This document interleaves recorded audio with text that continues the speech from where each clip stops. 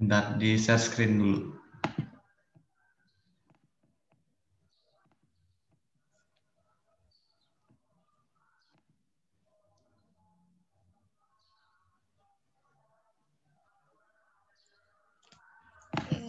Mulai ya, Man? Ya.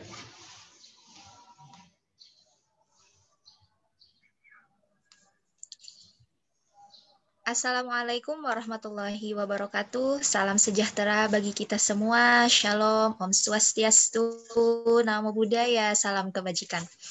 Saya ucapkan terima kasih dan selamat datang kepada peserta seminar literasi dalam membentuk pemuda berkarakter. Terima kasih sudah mendaftarkan diri dan ikut berpartisipasi pada acara kali ini. Mudah-mudahan kita mendapatkan ilmu pengetahuan dan selalu sehat. Amin. Sebelumnya perkenalkan, nama saya Yuniarti. Di sini saya sebagai moderator. Saya dari Sastra Arab 2017 Universitas Pajajaran.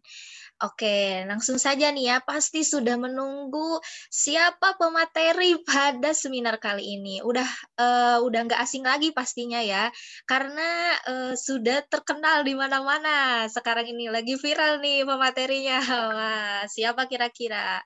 Kita lihat dulu CV-nya boleh? Oke, sebentar. Ini pematerinya berasal dari kota Sukabumi. Nah, sudah ada nih CV beliau.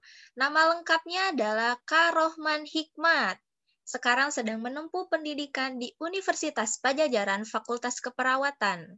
Dan jurusannya pasti keperawatan. Nah, beliau ini lahir di kota Sukabumi tanggal 15 Oktober 1999. Wah, ternyata masih satu umuran sama saya, cuman beda beberapa bulan. Masih muda ternyata. Nah, kemudian beliau juga memiliki hobi yaitu membaca. Dan moto hidupnya adalah, saya selalu terngiang-ngiang nih, hidup untuk memberikan kehidupan kepada orang lain. Luar biasa, pantasan nih banyak memberikan manfaat kepada orang lain. Oke, selain itu beliau bukan hanya kuliah di Universitas Pajajaran sebagai seorang mahasiswa, tapi banyak sekali prestasi yang beliau raih gitu. Di sini ada juara 1 lomba menulis puisi. Wah, banyak banget ya tuh, sampai ada 15. Nah, sekarang juga beliau ini adalah seorang Duta Baca Jawa Barat 2020. Nah, selain menjadi seorang yang berprestasi, beliau juga aktif sebagai seorang ketua BEM. Ketua BEM Kema FKEP 2020. Wah, udah aktif, berprestasi. Mantep nih. Siapa dia? Kak Rohman Hikmat. Kita sapa dulu. Halo Kak Rohman. Halo Kak Yuni. Ya, apa kabar hari ini? Alhamdulillah sehat. Kak Yuni sehat? Alhamdulillah sehat. Oh iya Kak Rohman, saya mau mengucapkan selamat atas terbitnya buku ketiga, betul? Iya betul, Alhamdulillah. Mantep. Apa sih judulnya, saya lupa, kemarin sempat lihat. Judulnya Memaknai Kehidupan. Wah, memaknai kehidupan. Ya emang hidup itu harus dimaknai. Biar terus berkarya. Oke Kak Rohman, sudah siap untuk seminar kali ini? Siap-siap. Oke, saya persilahkan kepada Kak Rohman dengan seminar yang bertema literasi dalam membentuk pemuda berkarakter.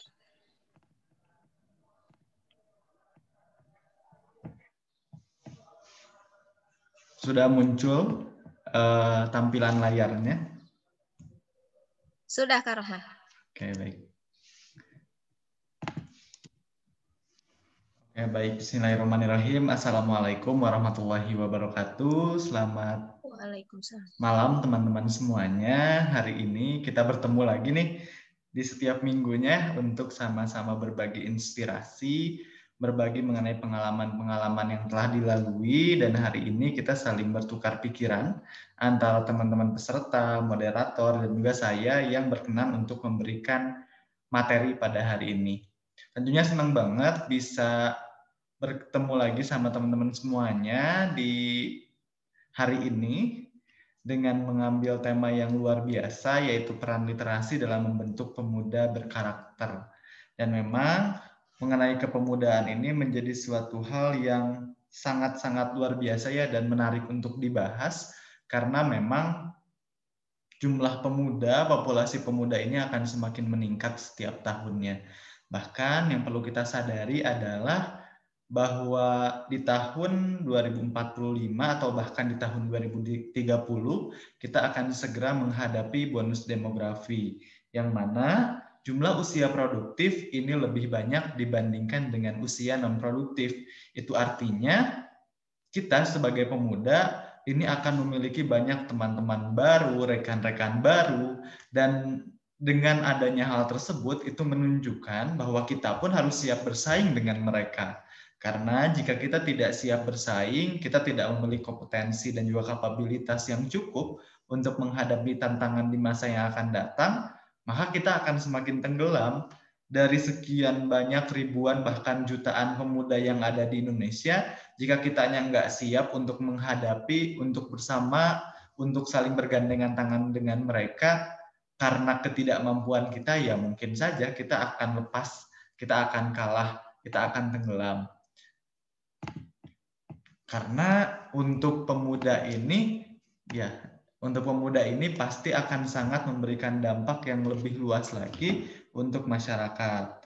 Oleh karena itu penting sekali hari ini kita untuk sama-sama membekali diri sendiri dalam mempersiapkan pemuda-pemuda di masa yang akan datang agar siap menghadapi tantangan zaman.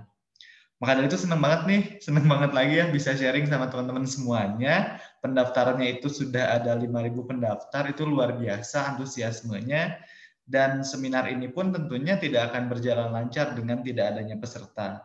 Oleh karena itu, semoga dengan antusiasme peserta ini bisa menambah kesemangatan kami antara tim penggerak bangsa untuk selalu menyelenggarakan seminar-seminar daring nasional dalam rangka memanfaatkan diri dan juga mengoptimalkan potensi agar siap menyebarluaskan informasi-informasi dan juga menyebarluaskan inspirasi kepada teman-teman di seluruh penjuru negeri. Nah, berkenaan dengan literasi dan juga pemuda berkarakter, ini kita harus mengetahui terlebih dahulu apa itu literasi. Literasi ini didefinisikan sebagai kemampuan untuk menggunakan bahasa dan gambar dalam bentuk yang kaya dan beragam untuk membaca, menulis, mendengarkan, berbicara, melihat, menyajikan, dan berpikir kritis mengenai ide-ide. Jadi memang literasi ini didefinisikan sebagai sebuah penggambaran dari tindakan-tindakan yang kita jalankan, dari ide-ide yang kita miliki. Jadi memang betul sekali kita sebagai seseorang yang akan berliterasi dan juga meningkatkan kapasitas literasi kita itu adalah tentang menuangkan pola pikir dalam bentuk tindakan, dalam bentuk gambar, dalam bentuk visual, sehingga bisa dinikmati oleh diri sendiri dan orang lain. Maka dari itu aku pun mendefinisikan literasi itu tersendiri adalah tentang proses perjalanan kehidupan dari awal kita dilahirkan sampai kita meninggal dunia. Karena memang literasi ini merupakan suatu hal yang penting dan tidak bisa dipisahkan dari kehidupan itu tersendiri. Jika kita tidak berliterasi, mungkin kita tidak akan pernah sampai pada titik ini. Aku ingat betul cerita zaman dahulu aku waktu sekolah menengah pertama, dulu tuh nggak pernah kepikiran untuk melanjutkan sekolah di SMA, nggak pernah kepikiran untuk melanjutkan ke pendidikan tinggi. Ya udah gitu, setelah lulus SMP itu bagaimana caranya agar bisa menghasilkan uang dengan bekerja sebagai karyawan, bekerja sebagai hal-hal yang lainnya gitu. Yang penting bisa menghasilkan uang. Tapi di sini waktu itu aku ingat banget baca bukunya itu kalau nggak salah Andrea Hirata, Laskar Pelangi gitu ya, lupa judulnya. Ya, Andrea Hirata, Laskar Pelangi di sana membaca mengenai materi-materi yang sangat luar biasa, membaca ilmu dari buku, dari novel yang menceritakan perjuangan-perjuangan anak bangsa. Dari sana akhirnya memiliki kemauan untuk keluar dari zona, sebenarnya bukan zona nyaman juga ya ketika dibilang, dari zona yang seperti biasanya gitu. Biasanya itu kan anak-anak di desa setelah lulus SMP atau SMA melanjutkannya tuh ke pekerjaan, bagaimana bisa menghasilkan uang. Tapi ketika kita membaca buku, banyak ilmu yang didapatkan, akhirnya berani keluar dari zona nyaman akibat adanya ketidaknyamanan. Jadi sebetulnya ketidaknyamanan tersebutlah dari hasil membaca buku muncul ketidaknyamanan, dan ketidaknyamanan tersebutlah yang akhirnya berani untuk segera keluar, untuk mencari hal yang baru, untuk membuktikan bahwa kita memiliki potensi yang sama. Yang di kampung, yang di kota, yang di ganggang, yang di perkotaan itu memiliki potensi yang sama. Dan jika kesempatan itu nggak hadir di tengah-tengah kita, di hadapan kita, maka kita yang harus menciptakan kesempatan tersebut. Kita yang harus keluar dari zona nyaman yang telah membelenggu kita keluar dari zona nyaman tersebut dan kita ciptakan kesempatan itu masih ada, dan kesempatan itu pasti masih bisa kita bentuk. Nah, gerakan literasi pun bukan hanya tentang membuat iklan atau membuat orang menonton secara pasif, tapi tentang membuat alat yang membuat orang bertindak. Jadi memang untuk alatnya tersendiri ini bisa kita bebaskan nih. Gimana caranya literasi ini agar membuka dan membentuk pemuda yang memiliki karakter-karakter yang positif dalam menghadapi tantangan zaman. Jadi ini bagaimana cara kita membuat alat tersebut agar bisa membekali pemuda-pemudanya untuk bertindak. Dan caranya itu luar biasa banyak, teman-teman. Ada yang bergerak di bidang YouTube dengan membuat konten-konten, ada yang membuat konten-konten di Instagram, ada yang membuat misalkan dari tulisan-tulisan di media sosial ataupun dibukukan. Ada juga yang memang langsung terjun kepada masyarakat. Banyak sekali hal yang bisa kita jalankan untuk membuat pemuda-pemuda ini memiliki karakter yang unggul. Dan itu caranya itu berbeda-beda. Tinggal kita memilih kira-kira yang paling bisa kita lakukan itu adalah cara yang seperti apa. Dan metode tersebut tidak ada orang yang tahu selain diri kita sendiri. Kenali cara apa yang bisa kita lakukan untuk mempersiapkan diri dan juga mempersiapkan pemuda agar mampu menghadapi tantangan di masa yang akan datang. Dan literasi ini meskipun bukan hanya sekadar membaca, tapi literasi tidak pernah bisa kita lepaskan dari yang namanya membaca buku. Membaca ini sebagai proses memberikan arti kepada dunia. Seperti yang tadi aku ceritakan, teman-teman semuanya, kita ketika membaca sesuatu akan mendapatkan banyak informasi dan bahkan bisa merubah pola pikir kita untuk lebih luas lagi, untuk lebih meluaskan pikiran bahwa ternyata kita ini siap menghadapi tantangan zaman, tantangan di masa yang akan datang. Nah, dari buku lah kita bisa memberikan arti terhadap dunia. Dan aku ingat banget, jadi dulu itu, bukan dulu ya, jadi sebetulnya membaca buku ini bisa meningkatkan jiwa toleransi juga. Tidak hanya toleransi terhadap suatu perbedaan ras, agama, dan lain sebagainya, tapi juga tentang toleransi terhadap pola pikir yang berbeda. Kita bisa lebih meluaskan pola pikir, memandang sesuatu tidak hanya dari sudut pandang kita aja. Karena kita sadar bahwa sesungguhnya kita hidup di dunia ini tuh ada miliaran orang yang tidak mungkin semuanya itu memiliki pola pikir yang sama, dan kita nggak bisa maksain agar semua individu ini mengikut pada pola pikir kita aja. Maka dari itu kita yang harus memberikan arti terhadap pola pikir yang ada. Kita maknai setiap individu agar bisa berproses dan berprogres bersama untuk menciptakan tujuan yang luar biasa. Dan untuk menjawab pertanyaan-pertanyaan mengenai pemuda yang berkarakter, disertai dengan bekal literasi yang cukup, kita harus mempertanyakan dan merefleksikan pada diri kita sendiri. Kita tidak perlu menanyakan hal ini kepada orang lain, tidak perlu mengorek-ngorek kehidupan orang lain untuk menanyakan 3 hal ini. Yang pertama adalah kita akan menjadi apa? Ini yang harus kita pertanyakan, kira-kira kita nih sebagai seorang manusia, sebagai individu dilahirkan ke dunia ini, kita ini akan menjadi apa di masa yang akan datang. Mungkin kita sering mendengar ya, coba tuliskan timetable hidup kita. 1 tahun akan menjadi apa, 5 tahun ini akan melakukan apa aja, terus juga 10 tahun akan melakukan apa aja. Ini biasanya kita disuruh untuk menuliskan. Itu tujuannya untuk apa? Tujuannya untuk menstrukturkan langkah apa yang akan kita ambil untuk menuju tujuan hidup kita. Dan orang yang tidak memiliki perencanaan yang cukup dan mengalir hidupnya, mengalir aja gitu tanpa direncanakan, mungkin aja bisa sukses, tapi nggak semua orang bisa sukses, teman-teman. Orang yang nggak dituliskan perencanaan pun sebetulnya telah merencanakan.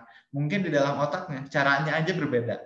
Ada yang harus ditulis, yang harus dipajang gede-gede, terus pajang di kamar, ada juga yang nggak perlu, tapi udah kayak di otak, udah kayak punya perencanaan tersendiri. Ini yang perlu kita hargai juga teman-teman. Kita nggak bisa maksain semua orang itu harus menuliskan segala mimpinya di dalam buku. Kita nggak bisa maksain untuk semua orang ini menuliskan di not-not gitu, dipajang di kamar. Kita nggak bisa maksain orang-orang untuk melakukan hal yang sama dengan kita. Tapi bagaimana caranya agar kita ini memiliki tujuan dan juga proses yang sama, tapi metodenya berbeda. Itu nggak apa-apa kan? Setiap orang punya metodenya masing-masing. Lalu yang kedua, ini mengapa sih? Mengapa 1 tahun ke depan kita harus menjadi seseorang yang seperti ini?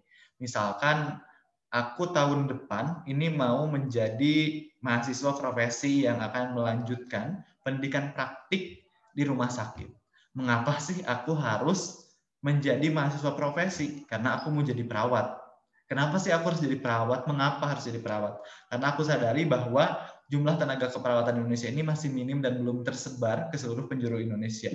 Jadi yang kita harus sadari adalah mengapa kita ingin menjadi seseorang tersebut.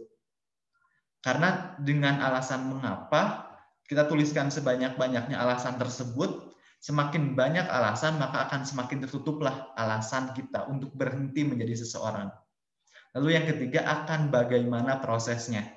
Ini ada sedikit pepatah, teman-teman, bahwa niat yang baik ini harus dieksekusi dengan baik juga agar menghasilkan sesuatu yang baik. Jika kita tidak mengeksekusinya dengan baik, mungkin saja hasilnya ini akan menempuh kegagalan, kitanya akan merasa demotivasi, kitanya akan merasa, kok kayaknya gue gagal mulu, dan lain sebagainya. Jadi penting sekali untuk kita menentukan bagaimana caranya untuk kita menjadi sesuatu yang telah kita tuliskan, menjadi sesuatu yang telah kita tuju. Tuliskan bagaimana step by step menjadi seseorang tersebut. Untuk menempuh why-nya kita, untuk menempuh alasan-alasan kita menjadi seseorang tersebut. Dengan kita menuliskan, dengan kita mengetahui tata caranya akan seperti apa, step by step-nya akan seperti apa, langkah-langkah yang kita tentukan pun akan menjadi lebih terstruktur, dan kita pun akan lebih memahami serta menghargai proses yang telah kita jalani. Kalau tidak direncanakan, bisa aja kita itu telah melakukan proses panjang, tapi kita ngerasa nggak melakukan apa-apa. Tapi dengan kita menuliskan ataupun mencantumkan, ataupun ya menuliskan dimanapun ya, langkah-langkah yang akan kita ambil ini apa saja, ini kita akan tahu, oh ternyata kita ini sudah berproses sangat panjang. Dan proses-proses tersebutlah yang akan menghantarkan kita pada kemenangan kita. Ini pepatah juga nih, ini yang diserukan oleh presiden pertama kita, Soekarno. Mungkin teman-teman juga sering ngedengernya ya. Beri aku 1000 orang tua, niscaya akan kucabut Semeru dari akarnya. Beri aku 10 pemuda, niscaya akan kuguncangkan dunia. Ini merupakan suatu kalimat yang sangat-sangat luar biasa dari presiden pertama kita, bahwa memang pemuda ini memiliki kekuatan untuk mengubah dunia, untuk mengguncangkan dunia. Dengan 1000 orang tua, kita bisa mencabut Gunung Semeru dari akarnya. Tapi hanya dengan 10 pemuda, dunia ini akan terguncang, tentunya dengan bawa kebaikan-kebaikan. Karena pemuda ini adalah usia produktif, jiwa idealismenya masih tinggi, tenaganya pun masih kuat untuk menciptakan perubahan-perubahan yang baru untuk bangsa dan dunia. Idealisme seorang pemuda adalah kemewahan terakhir yang hanya dimiliki oleh pemuda. Karena pemuda ini tidak bisa mengunggulkan harta, tidak bisa mengunggulkan jabatan, tapi kita punya idealisme, kita punya harga diri yang harus kita pertahankan. Selain idealisme, lalu apa lagi yang bisa kita pertontonkan kepada masyarakat?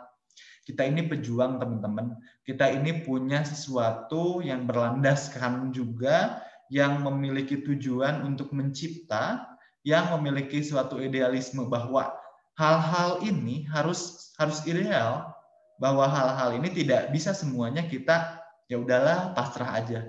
Nggak semua hal kita harus pasrah. Tapi kita punya jiwa idealisme yang tinggi bahwa yang ini harusnya seperti ini. Dan itulah yang bisa kita perjuangkan dari yang namanya pemuda. Dan 1000 orang tua bisa bermimpi, teman-teman. Tapi 1 orang pemuda bisa mengubah dunia. Banyak orang-orang yang memiliki mimpi tapi tidak mampu untuk menjalankannya.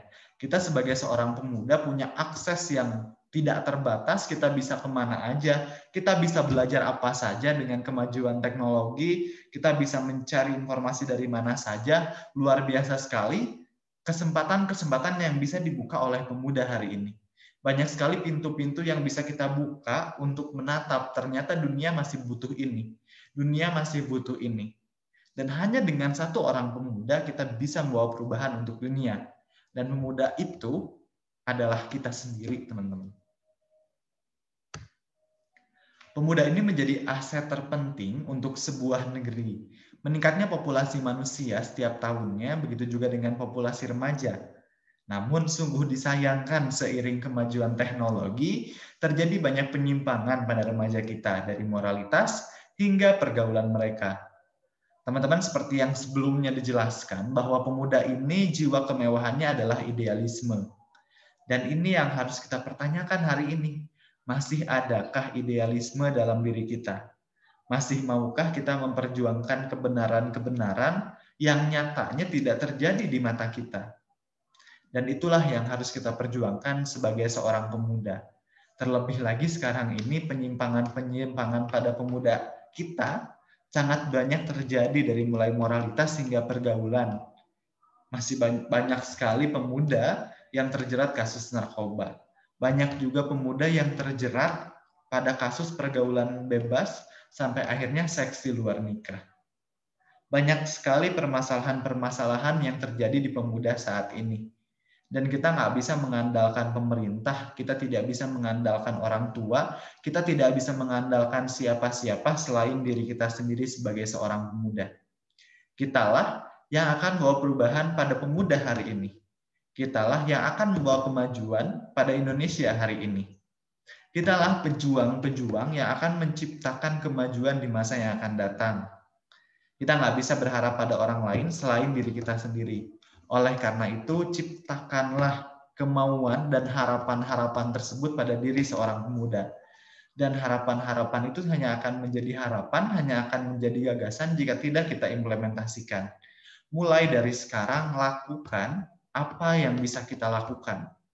Mulai hari ini, di masa pandemi ini bukan menjadi alasan untuk kita tidak melakukan apa-apa.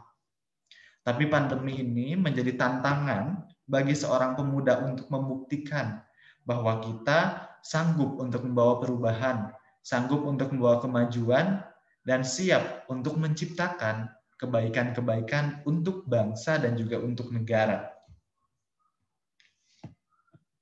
Dan menjadi seorang pemuda berarti siap membawa perubahan untuk dunia. Seperti yang sebelumnya telah dijelaskan teman-teman semuanya, bahwa memang kita sebagai seorang pemuda memiliki tanggung jawab untuk membawa perubahan untuk dunia. Dan perubahan seperti apa yang ingin kita ciptakan? Apakah perubahan-perubahan positif atau mungkin perubahan-perubahan yang negatif? Kita berhak untuk memilih jalan tersebut, tapi semua orang memiliki kesempatan yang sama untuk membawa perubahan yang positif. Tinggal kita yang harus memilih jalan kita. Jalan mana yang akan kita tempuh untuk membawa perubahan yang positif tersebut. Sesuai dengan passion, sesuai dengan jalan kita masing-masing. Kita nggak bisa maksain kita agar memiliki jalan yang sama seperti orang lain. Tapi kita bisa mengendalikan diri kita untuk menciptakan suatu perubahan yang positif sesuai dengan kompetensi dan juga kapabilitas yang kita miliki. Dan ini merupakan salah satu karakter umum, karakter yang sangat penting bagi pemuda hari ini. Pemuda hari ini perlu memiliki keberanian, perlu memiliki keberanian, dan juga perlu memiliki sifat percaya diri. Percaya diri yang seperti apa sih? Percaya diri ini merupakan suatu karakter yang harus dimiliki pemuda dan juga penting untuk dimiliki. Kenapa sih penting? Percaya diri ini, kalau aku definisikan, ketika kita masuk dalam suatu ruangan, ketika kita masuk dalam satu tempat, kita nggak pernah merasa bahwa kita lebih baik dibandingkan dengan orang lain.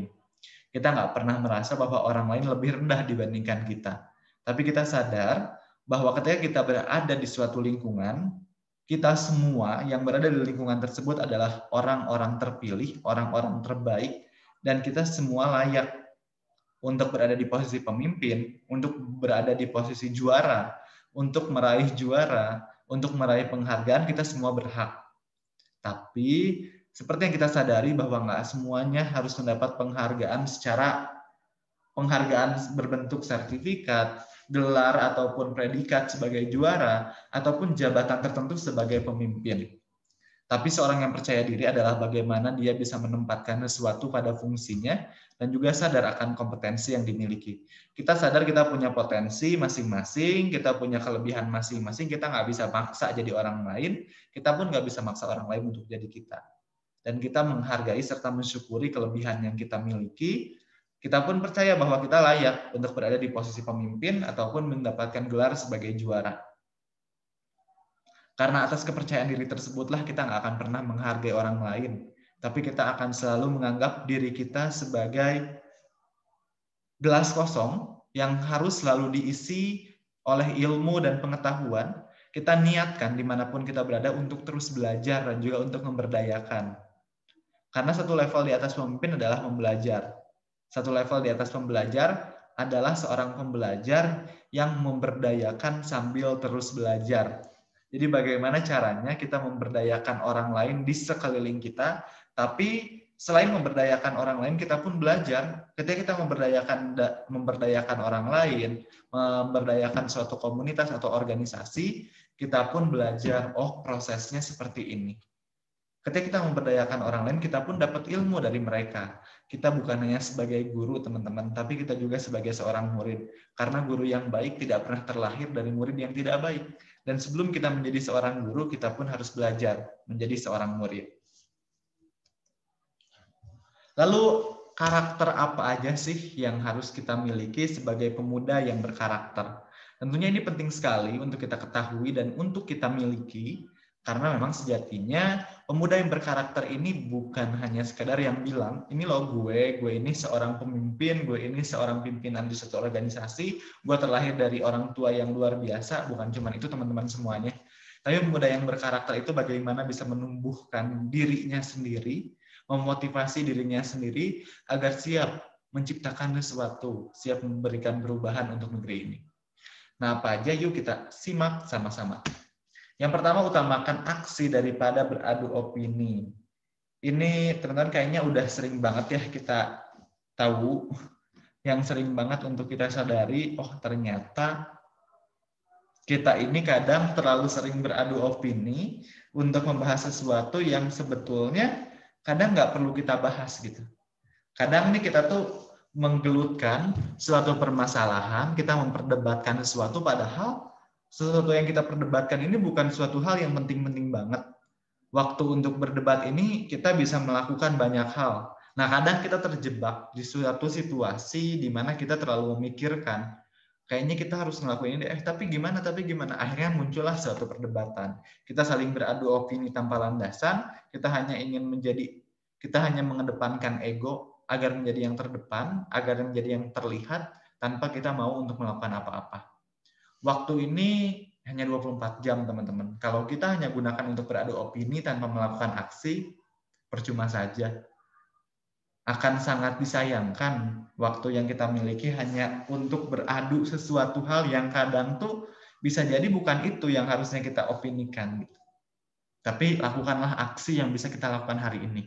Seperti saya dan Teh Yuniarti ya, bergerak di penggerak bangsa, belajar untuk melakukan aksi sosial, ini merupakan suatu hal yang penting, dan kalau kita nggak pernah mulai sejak bulan September lalu, mungkin kita nggak akan seperti sekarang. Mungkin penggerak bangsa nggak akan maju seperti sekarang, nggak akan nyampe 40.000 followers lebih. Tapi kita mulai dari sekarang, kita mulai melakukan perubahan tanpa nggak pernah ya Teh Yuni ya, kita kayak memperdebatkan sesuatu kayaknya gini, kita kadang terlalu takut untuk berani memulai sampai akhirnya kita nggak pernah memulai sesuatu. Dan ketakutan inilah yang harus kita hindari sebagai seorang pemimpin yang berkarakter. Khawatir boleh, mempersiapkan boleh, kira-kira yang akan terjadi tantangan di masa yang akan datangnya apa, tapi kita nggak boleh takut untuk memulai. Karena Dunia ini nggak perlu orang-orang yang takut, tapi dunia ini memerlukan orang-orang yang berani untuk menghadapi ketakutan tersebut. Yang kedua, ini adalah asah bakat dan juga kreativitas. Nah, ini bagaimana caranya agar kita sebagai seorang pemuda bisa mengasah nih bakat dan juga kemampuan kita. Setiap individu dianugerahi oleh Tuhan bakat dan juga kreativitas masing-masing. Kita punya potensi, kita punya sesuatu yang bisa kita tawarkan, yang kita bisa jual untuk dunia ini. Yang dimaksud dengan jual ini adalah bagaimana cara kita melakukan apa yang kita miliki untuk membawa perubahan bagi dunia. Dan inilah daya jual kita gitu. Kita punya kompetensi, kita punya kelebihan. Dan karena kita sadar kita punya kelebihan, serta kita punya bakat, serta kreativitas, akan sangat disayangkan jika kita tidak melakukan apa-apa untuk dunia. Yang ketiga adalah buang sifat malas. Nah, gimana sih caranya untuk kita ngebuang sifat malas? Biasanya orang-orang yang malas untuk mengerjakan sesuatu disebabkan karena tidak memiliki tujuan. Hal apa sih yang akan ingin kita capai? Kadang kita selalu merendahkan diri kita sendiri bahwa kita tidak mampu untuk mencapai sesuatu. Ketika ada orang yang memiliki mimpi-mimpi besar, kadang kita remehkan. Padahal sejatinya kita sebagai seorang pemuda ini memiliki kesempatan-kesempatan yang panjang untuk menjalankan sesuatu, untuk menikmati kegagalan-kegagalan yang ada. Dan tujuan ini harus kita tuliskan, tujuan harus kita cantumkan di dalam hati dan juga diri kita, agar kita sadar bahwa kita harus melakukan sesuatu. Malas itu bukan menjadi suatu alasan dan bukan menjadi karakter seorang manusia. Tapi malas adalah suatu ketidakseimbangan diri untuk meraih suatu impian. Bermimpilah, bermimpilah, dan bermimpilah, lalu beraksilah. Lalu yang keempat adalah berjiwa sosial tinggi. Sebagai seorang pemuda yang akan membawa perubahan untuk dunia, tidak mungkin kan kita tidak peduli sama sesama. Seorang pemuda dalam menciptakan suatu perubahan akan betul-betul melakukan intervensi atau tindakan yang tepat berasal dari permasalahan yang akurat. Nah, permasalahan inilah yang harus kita temukan. Karena kadang kita ini hanya ingin melakukan sesuatu tanpa pernah memikirkan lingkungan sekitar kita ini butuhnya apa sih. Kadang misalkan kita mau memberikan pengajaran terkait dengan pendidikan PAUD gitu, pendidikan PAUD. Tapi ternyata masyarakat sekitar kita udah nggak punya anak-anak PAUD. Semuanya itu udah SD, SMP, SMA, dan juga ada yang baru lahir masih bayi-bayi. Kan nggak mungkin kita mengajarkan sekolah PAUD, anak-anaknya nggak ada. Gitu. Nah, ini yang perlu kita betul-betul ketahui. Jangan sampai kita terlalu berambisi untuk mengedepankan ego pribadi. Hanya karena kita ingin. Karena yang kita lakukan ini bukan hanya sekadar kita ingin, tapi bagaimana orang lain bisa merasakan apa yang ingin kita kasih, apa yang ingin kita beri. Lakukan sesuatu sesuai dengan apa yang terjadi hari ini. Apa yang orang lain butuhkan, apa yang masyarakat butuhkan. Karena jiwa empati ini merupakan jiwa yang harus diasah. Karena kalau kita tidak asah, ini tidak akan runcing ya, tidak akan tajam kemampuan kita untuk berempati terhadap sesama. Melalui jiwa empati yang tinggi, kita bisa menciptakan sesuatu yang bermanfaat untuk negeri ini. Banyak orang yang keren, banyak orang yang hebat, tapi terlalu mengedepankan ego, sehingga lupa bahwa yang dilakukannya itu untuk masyarakat. Dan untuk melakukan sesuatu untuk masyarakat, sesuaikanlah dengan apa yang mereka butuhkan. Lakukanlah pendekatan budaya agar kita betul-betul paham apa yang mereka inginkan, apa yang membuat bisa mereka maju, apa yang bisa membuat mereka kaya. Karena itulah sejatinya kita yang ingin memberikan kehidupan pada banyak orang. Lalu yang kelima, ini merupakan suatu fondasi yang sangat-sangat penting dan harus dimiliki oleh pemuda hari ini, yaitu memiliki kegemaran membaca. Teman-teman semuanya, sekarang ini nih, kalau kita dengar mengenai literasi, mengenai membaca, pasti yang diingatnya adalah hasil survei dari PISA ataupun dari UNESCO yang menyebutkan bahwa Indonesia ini hanya satu orang yang memiliki kegemaran membaca dari 1.000 orang yang diteliti. Hanya 0,001% yang memiliki kegemaran membaca di masyarakat Indonesia yang diteliti saja. Ini menandakan bahwa kita sebagai pemuda, kita sebagai masyarakat Indonesia memiliki tingkat literasi yang rendah. Sedangkan literasi ini akan meningkatkan indeks pembangunan pemuda, indeks pembangunan masyarakat. Karena dalam kita membangun sebuah indeks pembangunan pemuda, memajukan pemuda yang berkarakter, itu kita memiliki kemampuan design thinking yang bagus, kemampuan analytical thinking yang baik, karena dua kemampuan ini akan kita dapatkan ketika kita mengelola informasi yang kita dapatkan. Sebelum kita mengelola informasi, tentunya kita harus mengumpulkan informasi tersebut. Karena kalau kita tidak mengumpulkan informasinya, ya apa yang akan kita kelola? Apa yang akan kita kelola, apa yang akan kita analisis kalau kita tidak punya informasinya? Oleh karena itu, kita sebagai seorang pemuda harus membudayakan kegemaran membaca. Kita tingkatkan angka melek literasi, kita tingkatkan angka kegemaran membaca, agar kita paham dan kita sadari informasi seperti apa yang kita butuhkan untuk kita kelola dan bawa perubahan untuk dunia. Kadang saking malasnya membaca, ya udah, kita tuh terlalu kayak, yang aku lihat sih kayak gini, gitu. Yang aku lihat sih kayak gini. Kayaknya kalau misalkan di situ cocoknya kayak gini deh. Nah, padahal kita sebagai seorang pemuda ini harus betul-betul menemukan permasalahan yang tepat dalam menciptakan intervensi yang akurat. Oleh karena itu, kegemaran membacalah kuncinya untuk menciptakan perubahan tersebut, menemukan permasalahan yang betul-betul terjadi. Budayakan membaca buku sejak dini, maka dari itu kitalah akan menjadi pemuda yang menciptakan dan memajukan negeri ini. Lalu yang keenam adalah pekerja keras dan disiplin. Teman-teman semuanya, kadang ini terjadi ya pada negara kita Indonesia. Kadang ketika ada seorang yang ngaret, itu ada orang yang dengan seenaknya bilang, ngaret udah budaya Indonesia. Please teman-teman semuanya, budaya ini tuh udah melekat, dan ketika kita bilang kayak gitu, berarti kita seakan-akan bilang bahwa kebudayaan Indonesia ini buruk gitu. Budaya Indonesia ini ngaret. Itu kan bukan suatu hal yang positif ya. Dan ketika kita bilang kayak gitu, itu akan menstimulus pikiran kita, saraf-saraf dalam diri kita. Ya udah, orang kita sama orang Indonesia ya pasti ngaret gitu. Kadang kita selalu bilang kayak gitu teman-teman semuanya. Dan itu nggak secara langsung menstimulus diri kita untuk ngaret juga gitu. Karena kita menyadari, oh itu budaya kita. Nah coba nih kita mulai disiplin pada diri kita sendiri untuk mengerjakan berbagai macam aktivitas yang ada. Kita harus mulai disiplin terhadap waktu, terhadap diri sendiri, terhadap berbagai macam aktivitas yang akan kita lakukan. Nah, bagaimana caranya kita disiplin? Itu dengan cara komitmen. Komitmen terhadap suatu hal yang telah kita ambil. Komitmen bahwa kita dalam mengerjakan sesuatu ini ada suatu hal yang ingin kita capai. Karena alasan-alasan tersebutlah yang akan menguatkan kita untuk terus semangat dan untuk terus disiplin terhadap kondisi yang terjadi, terhadap keadaan yang harus kita lakukan. Karena kita menyadari kita punya tanggung jawab atas segala hal yang terjadi hari ini. Dan untuk menciptakan tanggung jawab tersebut, kita harus disiplin dan optimal dalam bekerja.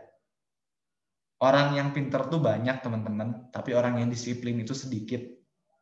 Orang yang kompetensinya luar biasa tuh banyak di Indonesia, tapi orang yang memiliki keinginan mengoptimalkan potensi itu hanya sedikit. Maka dari itu kita pilihlah menjadi orang-orang sedikit tersebut tapi membawa perubahan. Orang-orang yang selalu disiplin, orang-orang yang bekerja secara optimal dari tanggung jawab yang diambil. Dan yang ketujuh adalah cinta damai. Ini aku sempat baca ya dari artikel-artikel banyak yang menyebutkan bahwa permasalahan pemuda hari ini adalah tidaknya toleransi antara pemuda. Apalagi permasalahan-permasalahan terdahulu ya, anak-anak SMA misalkan. Banyak yang tawuran padahal masih satu komplek. Banyak yang tawuran padahal masih satu kecamatan. Dan tawuran tersebut terjadi kadang memperebutkan hal-hal yang apa sih yang diperebutkan dari tawuran? Apa sih yang mereka permasalahkan sampai akhirnya mereka harus lempar-lemparan batu? Kan nggak penting ya teman-teman semuanya. Dan untuk mengetahui hal tersebut, untuk menyadari hal tersebut, penting sekali untuk kita memiliki sikap cinta damai terhadap sesama, memiliki jiwa toleransi yang tinggi. Dan ternyata nih teman-teman, untuk meningkatkan jiwa toleransi ini bisa didapatkan ketika kita membaca buku. Melalui membaca buku, kita akan mendapatkan berbagai macam informasi, beragam berita, dan dari keberagaman tersebutlah akhirnya kita sadar bahwa kita hidup di dunia ini nggak sendirian. Banyak orang yang memiliki informasi yang berbeda, pola pikir yang berbeda, cara pandang yang berbeda juga, dan akhirnya kita pun bisa menyadari, oh iya, dunia ini seluas itu ya, dunia ini berputar ya, nggak cuman berporos di kita doang. Dunia ini ternyata bisa aja hari ini aku bahagia, besok aku nggak bahagia. Dalam hal ini mungkin sedih. Bisa aja hari ini aku memenangkan pertandingan dan besok bisa aja aku kalah dalam pertandingan. Dunia ini berputar dan kita sebagai seorang pemuda yang harus menghargai perputaran tersebut, harus menghargai perbedaan tersebut. Cintailah kedamaian untuk kita membawa perubahan. Lalu yang selanjutnya adalah 21st century skill yang harus dimiliki oleh pemuda. Jadi ini merupakan soft skill yang memang harus kita miliki sebagai seorang pemuda, karena memang tantangan zaman ini akan semakin luar biasa besar ya. Kenapa ini di gambar PowerPoint-nya pun laptop ya? Nah, karena sekarang ini kita aja pembelajaran menggunakan jaringan, menggunakan laptop. Setiap hari kita harus menatap layar kaca, melihat muka kita sendiri, memperhatikan materi yang disampaikan oleh guru atau dosen. Ini merupakan suatu tantangan global di mana kita menghadapi era teknologi. Semuanya serba teknologi, kita menghadapi revolusi industri 4.0. Dan jika kita tidak membekali hal tersebut, maka kita akan tenggelam seperti yang tadi sempat dikatakan di awal. Tidak hanya kapabilitas atau soft skill saja yang harus kita miliki, tapi bagaimana caranya kita pun membekali diri sendiri dengan kemampuan teknologi. Yang pertama adalah kreatif dan inovatif thinking. Ini penting sekali teman-teman untuk kita miliki pengetahuannya, untuk memiliki kompetensinya, karena seorang yang memiliki jiwa kreativitas dan juga inovasi yang tinggi, ini akan ini akan menciptakan sesuatu yang baru, akan memodifikasi hal-hal yang telah terjadi. Misalkan nih, sekarang ini handphone aja tuh ya, sering banget tuh iPhone ganti, ada iPhone 7, iPhone ini, Xiaomi ini, Vivo ini, dan lain sebagainya. Banyak sekali tipe-tipe. Mungkin setahun itu bahkan banyak banget yang keluar dari handphone ya, dari laptop. Nah, ini merupakan suatu jiwa inovasi bahwa ternyata kebutuhan dari masyarakat dan juga tuntutan dari masyarakat itu sedinamis itu gitu.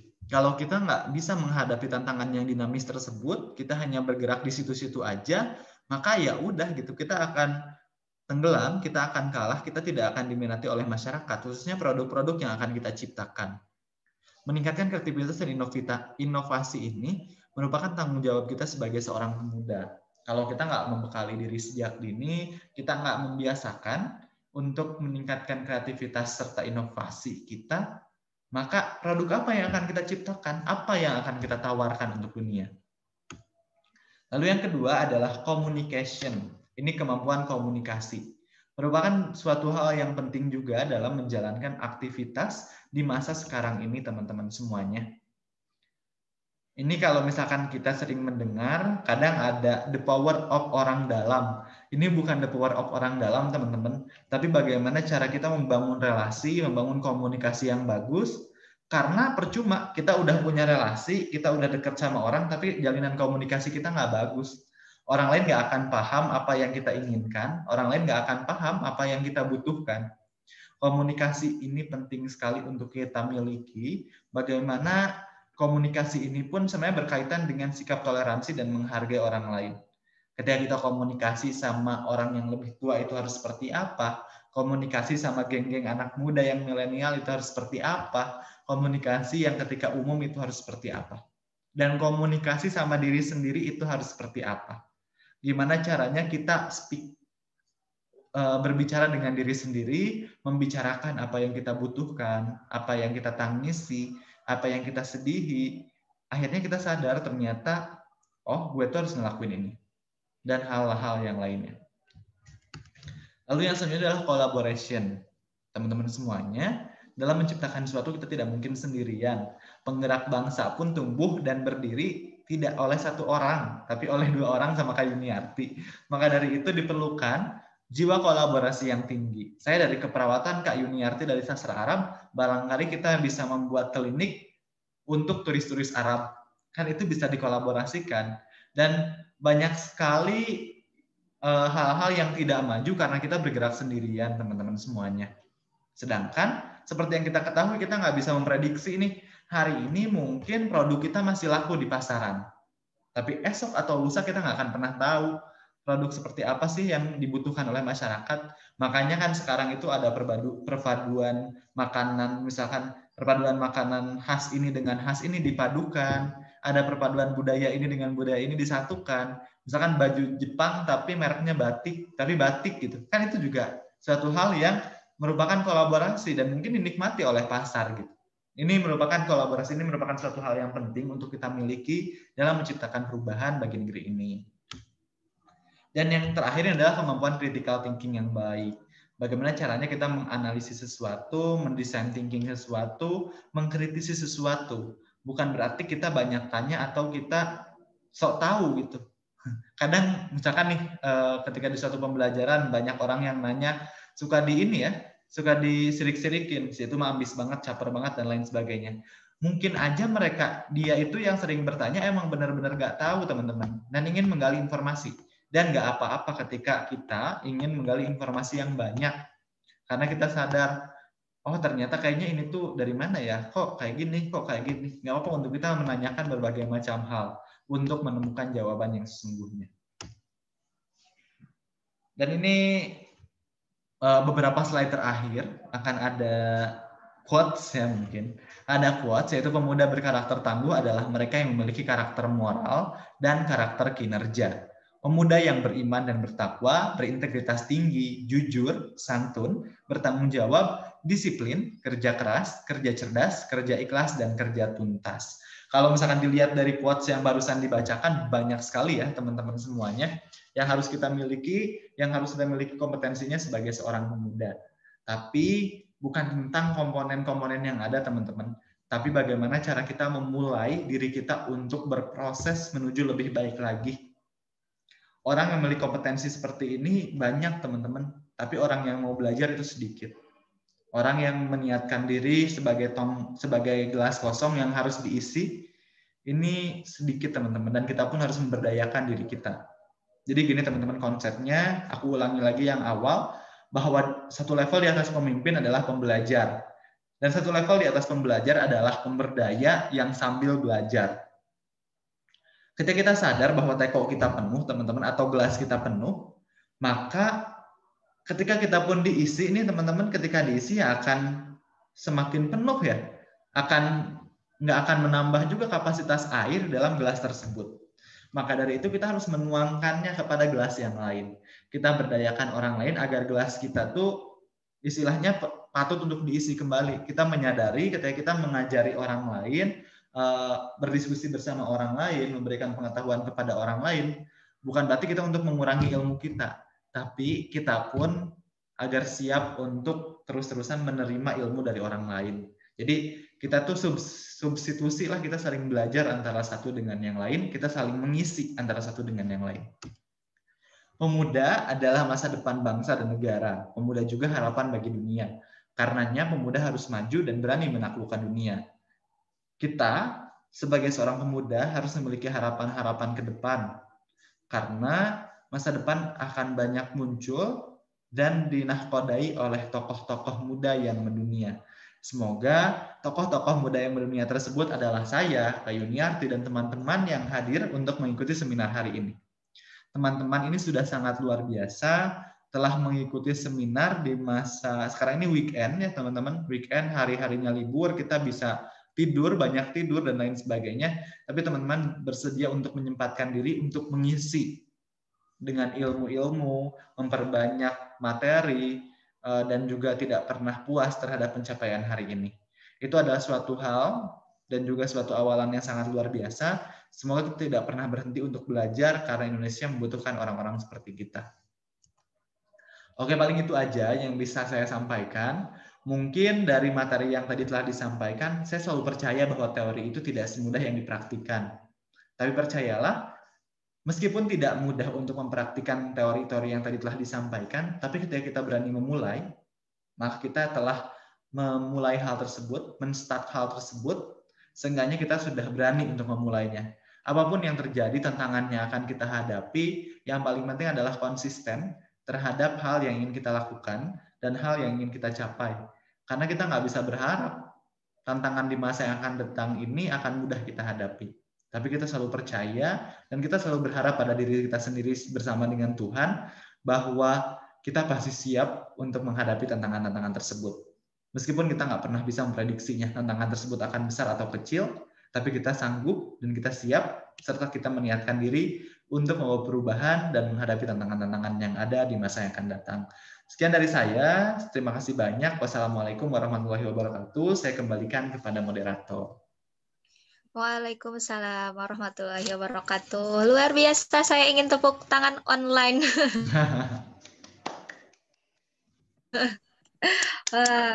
Mantap nih, Kak Rohman memberikan banyak motivasi, termasuk kepada saya sendiri gitu menjadi seorang pemuda. Tadi banyak sekali disampaikan bahwa pemuda itu harus memiliki beberapa karakter. Nah, seperti utamakan aksi daripada opini, terus asah bakat, terus tadi disiplin, gak boleh malas. Aduh, ini tadi pas nyebutin malas, ini saya terasa tertampar gitu. Karena kan tadi disebutkan kalau misalkan orang yang malas itu berarti tidak punya tujuan. Wah, saya beberapa hari ini berarti saya tidak punya tujuan gitu kan.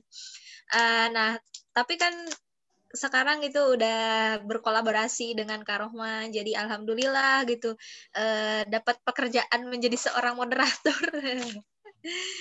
Ya, tadi disebutkan juga kata Kak Rohman bahwa pemuda ini adalah aset paling penting gitu ya untuk suatu negara gitu. Makanya di Indonesia ada juga Sumpah Pemuda gitu kan ya Kak Rohman.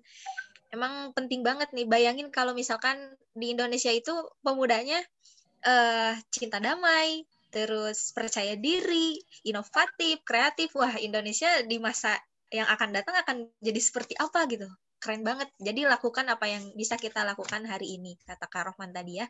Disiplin paling utama, tetap rendah hati dan percaya diri. Oke, karena kita tadi sudah tadi kita sudah membuka pertanyaan ya Kak Rohman. Jadi waktunya kita bertanya dengan Kak Rohman. Nah, ini ada beberapa pertanyaan, banyak sekali, tapi ada beberapa pertanyaan yang emang sama gitu. Jadi saya ambil yang satu aja deh, biar nggak terlalu banyak. Oke. Bentar ya Kak Rohman, saya pilih dulu pertanyaannya. Oke, siap. Ini dari Ibu Nimade Dwi Aryani. Wah, nama akhirnya ini nama kakak saya, Aryani. Halo Ibu, ini dari SD Negeri 1 Tengkudak. Pertanyaannya adalah, bagaimana cara yang efektif untuk memberikan pendidikan karakter bagi peserta didik saja di masa PJJ, pembelajaran jarak jauh? Karena mungkin ya agak susah kalau misalkan lewat ya media sosial gitu kayak Zoom atau Google Meeting. Gimana cara ngajarinya katanya Kak Rohman? Oke, baik. Terima kasih Ibu atas pertanyaan yang sangat luar biasa. Jadi memang betul sekali ya di masa pandemi COVID-19 seperti ini, kita akan dihadapkan pada kesulitan-kesulitan untuk membentuk karakter murid-murid ataupun siswa-siswa. Tapi seperti yang tadi telah dijelaskan bahwa sebetulnya tantangan di masa yang akan datang ini kita tidak bisa prediksi. Mungkin hari ini pandemi, besok korupsi, besoknya lagi ada hal-hal yang lain yang tidak mudah kita prediksi. Dan kita sebagai seorang manusia yang memiliki keinginan untuk membawa perubahan, untuk sama-sama menciptakan pemuda yang berkarakter, kita yang harus siap untuk menghadapi tantangan tersebut. Cara yang pertama yang bisa dilakukan adalah kolaborasi dengan orang tua selaku pendidik utama di rumah. Apalagi sekarang murid-murid ini tuh akan akan bersama terus-terusan dengan orang tua ya teman-teman. Ya ibu-ibu semuanya, ibu bapak semuanya, ini akan bersama dengan orang tua. Dan rumah ini merupakan tempat pembelajaran yang pertama dan utama dibandingkan sekolah itu tersendiri. Orang tua memiliki tanggung jawab untuk menanamkan karakter-karakter pada anak didik, pada anaknya. Oleh karena itu, coba mungkin bisa nih sama-sama kita ini tuh mungkin dari guru dan juga dari orang tua untuk sama-sama berdiskusi kira-kira proses capaian seperti apa sih yang ingin dicapai oleh anak didiknya dan caranya itu seperti apa. Dan ini tidak mungkin jika hanya guru yang melakukan tindakan, melakukan aksi, tapi juga harus atas dasar dukungan orang tua. Itu yang harus kita komunikasikan kepada orang tua murid agar sama-sama nih karena kita nggak mungkin guru sendirian, murid sendirian, atau bahkan orang tua sendirian, tapi kita harus sama-sama untuk sama-sama menciptakan perubahan bagi anak didik. Lalu yang kedua adalah bagaimana caranya agar penerapan pembelajaran di sekolah pun tetap diupayakan meskipun pembelajaran secara daring gitu. Nah, ini sebetulnya bisa diciptakan dari lingkungan dan juga pembiasaan-pembiasaan seperti yang sekolah sering lakukan. Misalkan nih 5 menit pertama ada agenda buat membaca buku. Ini juga bisa diterapkan secara daring. Nanti bisa saling share secara daring bagaimana buku yang telah dibaca ini, manfaatnya apa, maknanya apa. Jadi lakukanlah pembiasaan-pembiasaan positif yang sama seperti yang sering sekolah lakukan meskipun metode pelaksanaannya kita ganti menjadi daring. Metodenya bisa melalui grup WhatsApp dan lain sebagainya. Itu juga bisa berkomunikasi dengan orang tua untuk memantau proses yang terjadi, yang harusnya terjadi itu harus seperti apa, kayak gitu. Lalu yang ketiga itu mengenai metode yang ketiga yang selanjutnya, yaitu dengan cara membuat laporan kali ya. Laporan apa aja sih yang telah dilakukan oleh peserta didik selama PJJ sesuai dengan capaian-capaian yang ingin dicapai. Jadi ini harus juga menjadikan laporan agar kita ini tidak hanya melihat sesuatu dari nilai akhir saja gitu. Kadang kan kita berfokus pada nilai akhir murid, ini seperti apa, yang penting UAS-nya bisa, ujiannya bisa. Kita pun harus memantau proses yang dijalani itu seperti apa. Dilaporkan oleh peserta didik kepada guru. Ini akan menjadi salah satu penilaian juga kan oleh murid kepada guru, kepada dirinya sendiri, guru juga kepada muridnya. Mungkin juga kita bisa sambil mengevaluasi proses yang telah terjadi. Sekiranya ada saran, kritik, dan juga masukan kan bisa saling menyampaikan. Seperti itu Kak Yuniarti untuk jawaban dari pertanyaan yang pertama. Oke, terima kasih Kak Rohman. Jadi itu tadi jawabannya ya Ibu Dewi Aryani. Nah, emang benar Kak Rohman, di masa-masa seperti ini seorang guru harus banyak berkomunikasinya dengan orang tua gitu, kolaborasi dengan orang tua, karena memang sangat sulit gitu kalau misalkan hanya mementingkan peran seorang guru gitu ya. Emang sekarang kan butuhnya orang tua juga gitu. Jadi orang tua harus memperhatikan anaknya untuk sebagai laporan kepada seorang guru. Jadi nanti Ibu mungkin bisa lebih dikuatkan lagi komunikasinya dengan orang tua murid agar lebih diperhatikan lagi gitu karakter seorang anak. Gitu Ibu, mantep nih Kak Rohman. Lanjut nih ke pertanyaan kedua, masih dari Ibu Guru sepertinya ya. Nanti kita lanjut ke mahasiswa. Ini dari Ibu Lilis Komariah SPD. Dari SDN 249 Astana Anyar. Pertanyaannya adalah, bagaimana cara agar saya sebagai seorang guru percaya diri dan dapat memberikan inspirasi kepada anak didik di usia dini, khususnya anak SD, agar mereka bersemangat untuk membangkitkan budaya literasi sehingga mereka memiliki karakter yang mulia gitu Kak Rohman. Mungkin ada tips-tips dari Kak Rohman sebagai seorang duta baca Jawa Barat. Oke, baik. Terima kasih Ibu Lilis atas pertanyaan yang sangat luar biasa. Jadi untuk meningkatkan motivasi agar siswa-siswa sekolah dasar ini mampu untuk berliterasi. Nah, dalam menciptakan masyarakat yang literat, sekolah yang literat, dan siswa SD yang juga memiliki kemampuan literasi yang tinggi, ini memang tidak ada cara lain selain pembudayaan membaca. Dan pembudayaan membaca ini memang menjadi suatu hal yang kadang sulit untuk kita lakukan, karena memang bisa terjadinya tuh karena 3 hal. Yang pertama itu adalah ketidakmampuan seorang anak untuk membaca. Ketidakmampuan. Masih banyak, bukan masih banyak sih, ada beberapa yang memang tidak memiliki kemampuan membaca buku. Tidak bisa membaca, buta huruf, dan lain sebagainya. Itu berarti penyebabnya adalah ketidakmampuan seorang anak dalam membaca buku. Lalu yang kedua adalah ketidakmauan. Tidak mau untuk membaca buku. Bukunya ada, tersedia, banyak, tapi anaknya nggak mau buat baca buku. Yang ketiga, tadi ketidaktahuan. Ketidaktahuan bahwa kita perlu membaca. Ketidaktahuan bahwa membaca ini merupakan suatu hal yang bermanfaat. Ketidaktahuan bahwa melalui membaca kita dapat membuka jendela dunia. Jadi kita sebelum meningkatkan motivasi dan juga minat membaca seorang anak, ini kita harus ketahui terlebih dahulu 3 hal tersebut ini apa aja. Kira-kira masalahnya itu ada di area yang mana. Ketika areanya ketidakmampuan, berarti kita nggak bisa maksain agar anak-anak membaca buku. Tapi kita harus mulai belajar untuk mengajarkan anak gimana sih caranya membaca, gimana sih membaca itu, huruf-hurufnya apa aja, dikenalkan kepada anak. Lalu yang kedua ini adalah ketidakmauan. Buku-bukunya ada, dan lain sebagainya. Nah, kita harus mulai mengenalkan. Coba kalau yang poin kedua ini terjadi akibat ketidakmauan anak dalam membaca buku, coba kita temukan satu buku yang betul-betul anak tersebut cintai. Kira-kira anak kita enggak, anak didiknya ini sukanya itu di bidang apa sih? Apakah sukanya di bidang permainan, sukanya di bidang sains, sukanya di bidang detektif, atau suka komik? Nggak apa-apa, untuk kita sediakan terlebih dahulu buku sesuai dengan kesukaan si anak. Karena ini merupakan langkah awal dalam menciptakan kegemaran membaca pada anak didik. Jadi mulai dari langkah awal terlebih dahulu. Lalu yang ketiga adalah ketidaktahuan.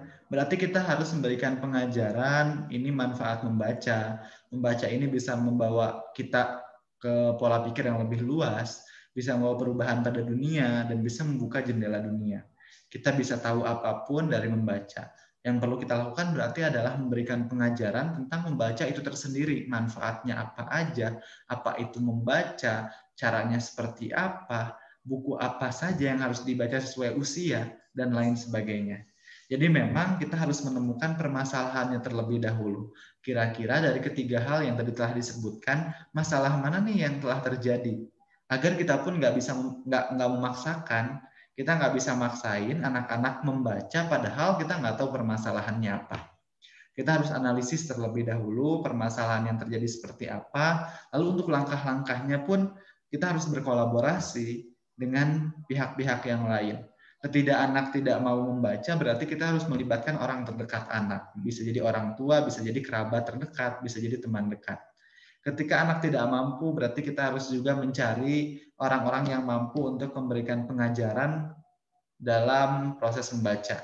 Ketika anaknya tidak tahu, berarti kita pun harus memberikan pengajaran bersama dengan teman-teman yang lainnya. Mungkin seperti itu, Ibu Lilis, atas pertanyaannya. Keren banget. Terima kasih telah membuka gagasan saya juga nih mengenai peningkatan minat baca pada anak sekolah dasar. Betul, Kak Rohman. Terima kasih, Kak Rohman, atas jawabannya. Mudah-mudahan terjawab ya, Ibu, tadi pertanyaannya. Memang benar kalau misalkan membaca itu harus disesuaikan dengan usia dan apa yang mereka sukai gitu ya terhadap anak-anak, karena kan anak-anak biasanya main terus tiba-tiba disuruh baca gitu kan, aduh mungkin sangat berat. Jadi emang harus si membaca ini harus menjadi pengganti sebagai main gitu kan. Jadi harus tahu apa yang mereka sukai juga gitu, Ibu. Nah, kita ke pertanyaan selanjutnya nih, Kak Rohman, dari Kak Muhammad Syahrun Nisa. Assalamualaikum warahmatullahi wabarakatuh. Waalaikumsalam warahmatullahi wabarakatuh. Saya Muhammad Syahrul Nisam dari Universitas Borneo, Tarakan, Kalimantan Utara. Wah, jauh banget nih dari Kalimantan Utara. Saya izin bertanya, Kak. Saya seputar dengan tema hari ini, apa tujuan dan manfaat diberikan literasi dalam membentuk karakter, dan juga apa kaitannya, Kak, antara literasi dengan pembentukan karakter seseorang. Terima kasih. Mungkin ini tadi udah ada beberapa yang disampaikan ya oleh Kak Rohman, tapi mungkin kalau misalkan ada yang ingin ditambahkan kembali oleh Kak Rohman, boleh banget. Oke, baik. Terima kasih Kak Muhammad Syahrul Nisa ya tadi. Betul ya? Isam. Oh, Syahrul Nisa. Iya, itu dari Universitas Borneo. Terima kasih banyak atas pertanyaannya yang sangat luar biasa, yaitu tentang peran literasi dalam membentuk karakter pemuda hari ini. Sebetulnya literasi ini merupakan suatu fondasi awal yang harus dibekali kepada pemudanya. Jadi makanya tema yang diambil adalah peran pemuda dalam meningkatkan karakter pemuda gitu. Peran literasi dalam meningkatkan karakter pemuda. Nah, karena apa? Karena memang sebetulnya pemuda yang berkarakter ini akan dilihat dari literasi, dari tingkat literasinya. Ada pepatah yang bilang, a good leader is a good reader. Kita sebagai seorang pemuda adalah seorang pemimpin, dan seorang pemimpin yang baik adalah seorang pembaca yang baik. Ketika kita membaca buku hari ini, kita misalkan nih yang masih muda-muda ya seperti sekarang, seperti saya di usia 20 tahunan kita membaca buku dan kita di masa yang akan datang adalah buku yang kita baca. Kita baca buku apa, kitalah yang akan menjadi masa depan tersebut. Istilahnya buku yang kita baca ini adalah jelmaan kita di masa yang akan datang. Tinggal kita pilih kira-kira di usia 20 tahun kita ini mau membaca buku seperti apa sih? Kita mau baca buku seperti apa untuk menjadikan kita di masa yang akan datang. Kita yang berhak memilih hal tersebut. Kita yang berhak untuk menentukan buku mana yang harus kita baca. Dan hal apa yang harus kita baca untuk mendukung kita menjadi seseorang di masa yang akan datang. Jadi memang sangat erat kaitannya terkait dengan literasi dan juga pemuda yang berkarakter. Karena pemuda yang berkarakter pasti memiliki kecintaan terhadap membaca. Itu yang pertama. Lalu yang kedua, melalui membaca, kita akan membuka jendela wawasan kita lebih luas lagi. Istilahnya, melalui membaca buku nih, dari sekian banyak kesempatan, kita bisa membuka kesempatan-kesempatan tersebut. Pasti, teman-teman semuanya, meskipun kita sekarang sudah menentukan nih jalan mana yang akan kita pilih, bisa jadi ternyata kita harus merubah jalan yang kita pilih tersebut. Dan hal itu tuh bisa kita dapatkan ketika kita meningkatkan angka literasi, membudayakan membaca buku. Kita akan mengetahui kesempatan dari A sampai Z. Kesempatan ini A, B, C, D, E, F, G, H, I, J, K sampai Z. Akan banyak sekali kesempatan yang terbuka ketika kita membaca buku. Jadi istilahnya nih ketika kita menemukan jalan yang buntu, kita bisa membuka kesempatan yang lain. Kita bisa buka jalan yang lain. Karena tujuannya kan tetap sama ya teman-teman. Kita bisa plan A, plan B, plan C, dan lain sebagainya. Tinggal kita bisa pilih plan yang mana. Itu akan bisa kita dapatkan ketika kita membaca buku. Ketika kita meningkatkan pola pikir dari kemampuan membaca kita. Lalu yang ketiga adalah pemuda yang baik adalah, pemuda yang berkarakter adalah yang memberdayakan sambil belajar. Dan ketika kita ingin memberdayakan seseorang, otomatis kita harus memiliki pengetahuan terlebih dahulu. Istilahnya bagaimana caranya kita akan menuangkan air dari teko kalau tekonya aja kosong. Jadi kita harus mengisi teko tersebut dengan air terlebih dahulu agar kita bisa mengisi gelas-gelas dengan air. Nah, maka dari itu kita sebelum memberdayakan orang lain, kita pun harus memberdayakan diri kita sendiri, gitu teman-teman semuanya. Kita bagaimana caranya kita memberdayakan diri sendiri dengan memberdayakan orang lain juga bisa seperti itu. Jadi kita isi teko kita sambil kita mengisi gelas-gelas kosong yang lain tersebut. Itu akan bisa kita dapatkan ketika kita berliterasi. Karena literasi tidak hanya sekadar membaca ataupun menulis, tapi literasi ini tentang menikmati kehidupan. Bagaimana cara kita berproses dari awal sampai akhir, kita belajar dari titik 0 sampai titik 100, tapi kita tetap tidak akan pernah merasa puas sampai titik 100. Karena setelah 100 masih ada 101. Seperti itu teman-teman. Terima kasih banyak atas pertanyaannya. Ya, terima kasih Kak Rohman atas jawabannya. Ya, itu ya Kak Syahrul tadi jawabannya. Jadi saya tadi agak sedikit terngiang kata-kata dari Kak Rohman bahwasannya apa yang kita baca hari ini adalah kita di masa yang akan datang. Jadi memang seorang pemuda itu harus banyak membaca karena memang informasi dari sana banyak banget gitu ya, Kak Rohman, dari membaca baik itu dari buku atau dari website-website yang lainnya. Jangan hanya suka membaca status WA atau Instagram. Jadinya nanti kita terlalu baper gitu kalau banyaknya baca yang kayak gitu. Kak Rohman, satu pertanyaan lagi boleh ini? Boleh, boleh, boleh. Oke, ini dari Assalamualaikum warahmatullahi wabarakatuh. Waalaikumsalam warahmatullahi wabarakatuh. Pertanyaannya dari Karika Fitra Yani. Asalnya dari Aceh. Aceh apa ini bacanya? Simele. Pendidikan Universitas Tengku Umar, Kabupaten Aceh Barat. Jauh banget nih dari Aceh. Pertanyaannya, mengapa literasi budaya di Indonesia ini belum dianggap sebagai aspek strategis dalam membentuk sebuah karakter? Dan bagaimana cara membentuk karakter dan akhlak mulia yang baik? Kalau yang bagaimana cara membentuk karakter dan akhlak mulia yang baik, mungkin tadi sudah terjawab ya. Boleh Kak Rohman mungkin jawab pertanyaan yang di atasnya ini. Mengapa literasi budaya di Indonesia ini belum dianggap sebagai aspek strategis dalam membentuk sebuah karakter? Oke, terima kasih banyak. Kak, tadi Kak siapa Teh Yuni pertanyaannya? Karika. Karika. Oke, baik. Terima kasih Karika atas pertanyaan yang sangat luar biasa. Jadi memang betul sekali permasalahan Indonesia saat ini kadang sering mengesampingkan pendekatan budaya, pendekatan literasi budaya dalam meningkatkan karakter pemuda. Ini terjadi juga nih daerah saya di Provinsi Jawa Barat, masih banyak ya, bukan masih jarak, masih sedikit. Banyak orang yang kadang tidak bisa bahasa Sunda. Padahal Jawa Barat itu berada di tanah Pajajaran, berada di tanah Pasundan, di mana identik dengan penggunaan bahasa Sunda. Meskipun di Jabar ini memiliki tiga bahasa ya, ada bahasa Betawian, Depok yang Depok, terus juga ada bahasa Jawa Cirebonan, dan juga yang daerah Indramayu itu menggunakan bahasa Jawa. Tapi identiknya dengan bahasa Sunda. Banyak teman-teman kita yang tidak bisa bahasa Sunda, teman-teman.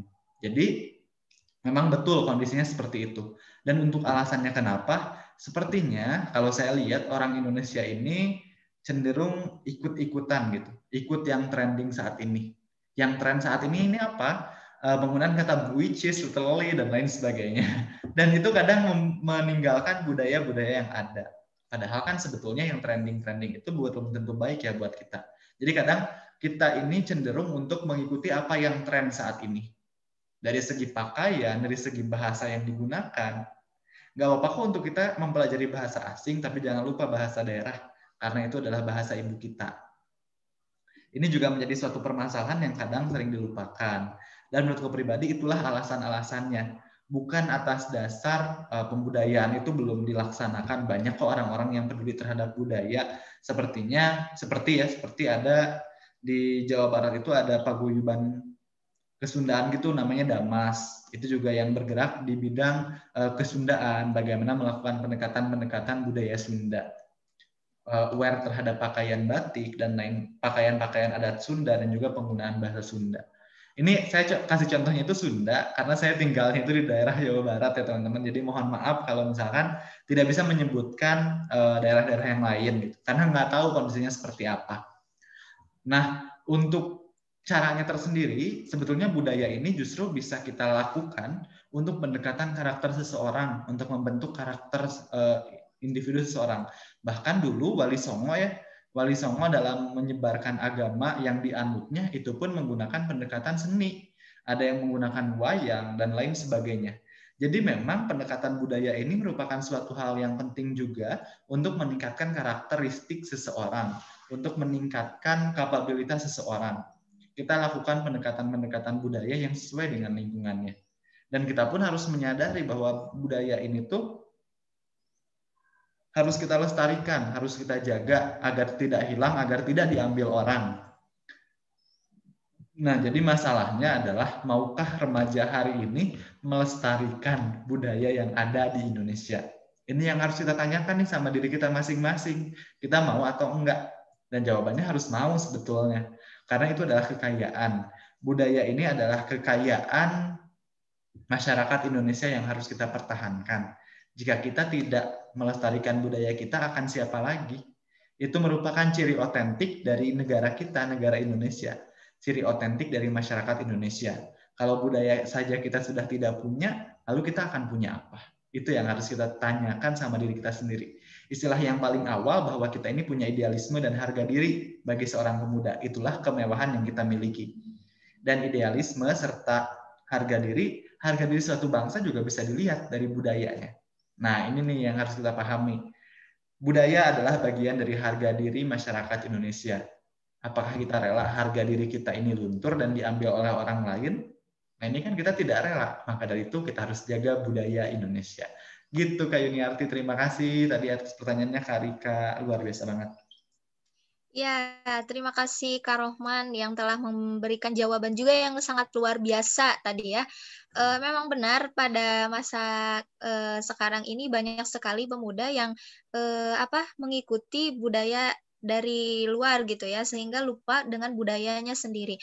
Tadi kalau misalkan di daerah Kak Rohman gitu ya, banyak orang yang menggunakan bahasa kayak which is apalah gitu kan. Nah, kalau di saya sendiri itu Kak Rohman banyak yang nggak bisa bahasa Indonesia malah. Oh iya, betul. Kalau misalkan saya misalkan ngomong bahasa Indonesia, itu tuh kayak mereka, apaan sih gaya banget ngomong pakai bahasa Indonesia, terbalik ya. Iya, ternyata terbalik ya, Kak.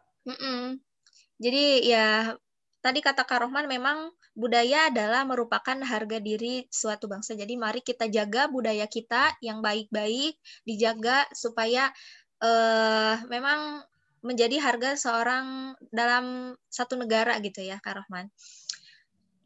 Oke, Kak Rohman, selanjutnya kita akan sayonara. Jangan sayonara deh. Akan berjumpa lagi di webinar selanjutnya karena memang sudah 1 jam lebih nih kita bincang-bincang dan berbagi inspirasi. Barangkali dari Kak Rohman ada closing statement atau misalkan ada informasi yang ingin disampaikan. Boleh banget, silahkan sebelum saya tutup. Oke, baik. Terima kasih Kak Yuniarti, moderator handal, andalan dari penggerak bangsa yang sangat luar biasa. Jadi memang yang akan disampaikan adalah mengenai kita sebagai seorang pemuda, ini memiliki tanggung jawab dan beban untuk membawa kemajuan bagi bangsa Indonesia. Dan tentunya kemajuan tersebut harus kita ciptakan dengan pembekalan yang cukup pada diri kita sendiri. Jika kita ingin bawa perubahan, maka diri kita sendiri harus berubah dengan kompetensi dan juga kapabilitas yang harus kita miliki. Oleh karena itu, bekalilah diri kita sejak dini, sejak saat ini, dan mulai lakukan aksi sesuai dengan apa yang bisa kita lakukan hari ini. Optimalkan potensi karena itu adalah titipan Tuhan. Agar ketika Tuhan menanyakan anggota tubuh kita ini digunakan untuk apa, kita bisa menjawabnya dengan mudah. Anggota tubuh kita digunakan untuk menciptakan perubahan dan melakukan aksi kebaikan bagi masyarakat Indonesia. Mungkin itu terkait dengan closing statement yang disampaikan pada webinar hari ini. Saya ucapkan terima kasih banyak kepada teman-teman yang telah menyimak dari awal sampai akhir, masih bertahan. Sungguh sangat luar biasa semangat yang dimiliki oleh teman-teman peserta, dan semoga saja ilmu yang disampaikan pastinya akan memiliki nilai-nilai kemanfaatan, dan tidak hanya cukup di kamu aja seluruh peserta, tapi kita harus mulai sebarluaskan kepada teman-teman kita yang lain. Lalu untuk informasi tambahannya, terkait dengan seluruh peserta seminar yang diselenggarakan oleh penggerak bangsa, untuk sertifikat akan dibagikan H+3 kegiatan. Itu artinya akan dibagikan tanggal 11 November tahun 2020. Dan silakan kepada teman-teman peserta untuk mengisi form evaluasi yang akan dibagikan oleh panitia. Itu silakan teman-teman untuk menyimak grup Telegram dengan baik, karena seluruh informasi ini akan disampaikan melalui grup Telegram. Jadi jangan spam, jangan saling menyalahkan, budayakan membaca terlebih dahulu. Karena seperti yang tadi, karakteristik seorang pemuda yang siap menghadapi tantangan zaman adalah memiliki kegemaran membaca. Kalau kita membaca saja tidak mau, bagaimana kita akan mendapatkan sesuatu? Sekian dari saya kembalikan lagi kepada moderator. Terima kasih Kak Rohman. Saya ingin tepuk tangan online. Wah, mantap sekali nih closing statement-nya tadi dan beberapa informasi. Betul, tadi kata Kak Rohman, tetap pantau grup Telegram karena informasi ada di sana semuanya. Karena banyak sekali yang nanya kepada saya kapan sertifikat ya gitu ya Kak Rohman. Padahal sudah disampaikan di video ini. Jadi tonton sampai akhir video ini ya. Terima kasih Kak Rohman. Semoga Kak Rohman sehat selalu, tetap menginspirasi Amin. banyak orang dan sukses ke depannya. Semangat. Oke, langsung tutup saja dari saya. Mohon maaf apabila ada salah-salah kata atau pertanyaan yang tidak dijawab tadi. Dan pokoknya mohon maaf sekali kepada para peserta semuanya. Terima kasih sudah mendaftar dan sampai jumpa lagi di webinar selanjutnya. Dan sampai bertemu lagi dengan saya, Yuniarti. Oke, dadah. Assalamualaikum warahmatullahi wabarakatuh. Waalaikumsalam warahmatullahi wabarakatuh. Dadah. Terima kasih banyak kepada Dadah. teman-teman. See you di next webinar. Yeay.